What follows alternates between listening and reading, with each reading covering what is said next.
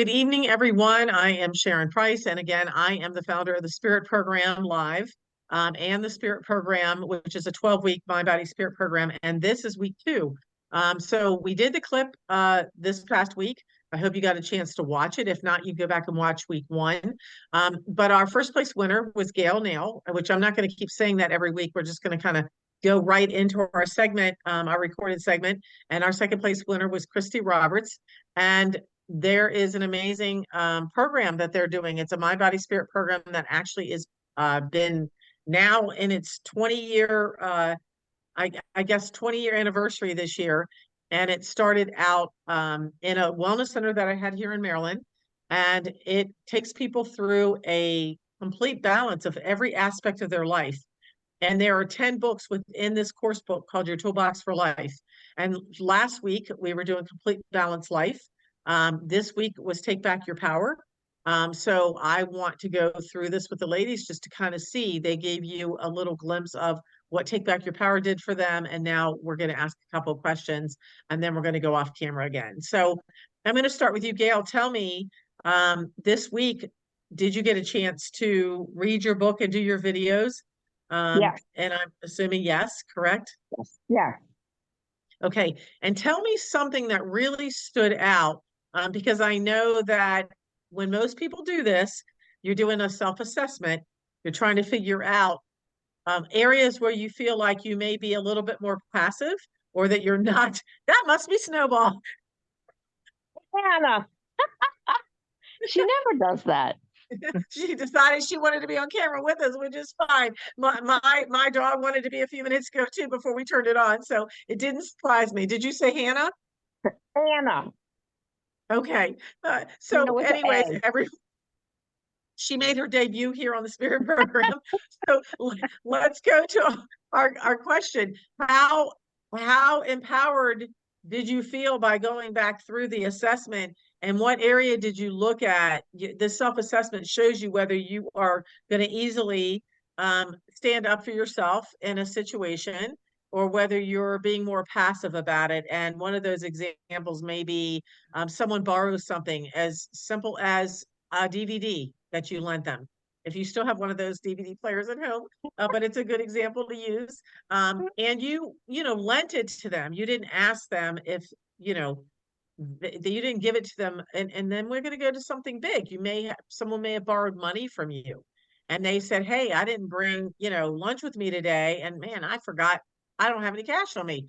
Hey, can you lend me $20? And you give it to them and they may have just easily forgotten, but you're uncomfortable asking, or are you comfortable? So Gail, give me a little glimpse into how you assessed yourself. I probably would be uncomfortable asking them for it back because I forget all the time. My thing is I always put myself in their shoes and I don't want to embarrass them. So it would be very hard for me to bring it up. Okay. So that's something that we're going to work on in coaching tonight after we turn off the camera, right? But if I lent someone $20 or I lent them a DVD, either one, I think you'd probably easily ask for the DVD back before you would the $20, correct? Yeah, probably. Yeah. Okay, so that's why I use those two examples. One seems a little bit more touchy because we're talking about money. It doesn't matter who, what, when. I just use an example of someone from work because our boundaries are with our children, with our family members, with our friends. And, so we have boundaries that are better sometimes, or we're more forceful about things with people we know or people we don't know. It really depends on who you are. But we don't want to be passive aggressive. The goal here is to become assertive and to say, hey, do you mind if I get that $20 back, that I lent you? It doesn't have to be, hey, I lent you that money. Why haven't you given it back to me? Right. So there's an approach. There's a way to ask for something. There's a way to approach something. There's a way to say it. And again, we're going to go back to, I do not believe and will not encourage you to tell a little white lie. Hey, Joe, I lent you $20 the other day for lunch, and silly enough, I came today without mine, and I don't have cash on me. Can I get that $20 back from you? And that is not the case. That is not the way to do it. So I'm not letting you get by with the little bit of let's escape by, using a tactic to do it. I want you to be able to do this without being uncomfortable. It is your money. They didn't say, can I have it? They said, may I borrow? Borrowing my DVD means I'm giving it back. If they are forgetful, that's also not your fault. And so if you're forgetful, then you should be okay if someone comes up and says, hey, Gail, I borrowed, you borrowed this. Do you mind if we get it back? Whether that's the lawnmower, the DVD or $20. It's just the way it is. So are there other areas you felt that you could stand up for yourself without it being so much, a little bit easier than the issue that I just brought up? Well, like, yeah, one of the things you were saying, like talk to strangers Yes. in the grocery store or wherever. I talk to strangers all the time. I've never met a stranger in my life. Okay. So And some people that are kind very of stuff is uncomfortable. fine. Yeah. Yeah. Yeah. And that shows your, this like ability to communicate with people with not feeling uncomfortable. And some people that would be very standoffish, but yet they'd ask for the DVD back. So we all get to see in the program that there's different areas. And now I'm going to ask Christy, because there's different areas that we all work on. And I'm glad you brought that one up. Because we should be able to be comfortable in all situations. And, Mhm. we try to figure out about ourselves what makes us uncomfortable. It's not the other people, it's the way we're thinking they're going to react or act, or maybe there was a bad reaction in the past and you have forgotten about it, or something happened sometimes when you were younger, sometimes in a situation. So that may make you avoid something. But not every situation is the same, but it still doesn't mean you should have to avoid something if you're generous enough to lend something, or uncomfortable to be able to socialize. So this brings out all of those areas, and again, this is just one lesson and one little segment of it. So Christy, can you tell me what one of those situations would be like for you, the DVD versus the money, and how you would react? Um, I think I would be more comfortable doing, mentioning the DVD versus the money. I'm just I mean, like Gail, I forget, but it's, maybe people are at a time that, it's tough and they don't have they don't have it. They'll give it to you when they do. So I wouldn't be after them and remind them, you know, until it came to a point that, maybe when the time was right, that kind of thing. Okay, so this is what's really important, because if there was an honesty, if you think it's because they really just didn't have the money, then that's dishonesty on their part.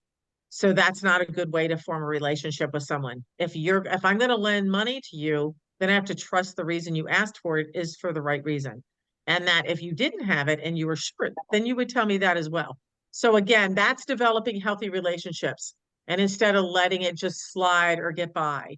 And Mhm. it's okay, because if you want to build strong, healthy relationships, they're going to be relationships where you can trust the other person to tell you whatever's going on. If you're going to trust me enough to come ask me for money or borrow something, then you have to trust me enough to tell me the truth about why you're doing it. Yeah. If you're making up a lie, just like I didn't make up the lie about why I wanted it back, I don't want to lie about why you need it. You could just say, may I borrow $20, and not ask, give a reason. I Mhm. really need, to borrow $20. Do you have $20 you can lend me? That is not putting a story behind it. So that's what I Right. mean about keeping the facts to the facts and the truth to the truth, and not adding things, because if you find out something different later, if I was borrowing money from you and didn't pay it back, and then you saw me I don't know, out this weekend, with friends, and I was, out spending $50, would you feel a little bit different, Christy, about asking me for that $20 back? Yeah, it's like, what? Well, if you have money now, why didn't you give me my money? previously, you know, kind of, you know, that I guess you look at it, or you can look at it that way, not that, oh, you know, maybe they're out because it's a special occasion. You know, I mean, there's different circumstances for all situations, I think. Okay, so then we don't make assumptions on any of the parts. They don't have it, they did have it.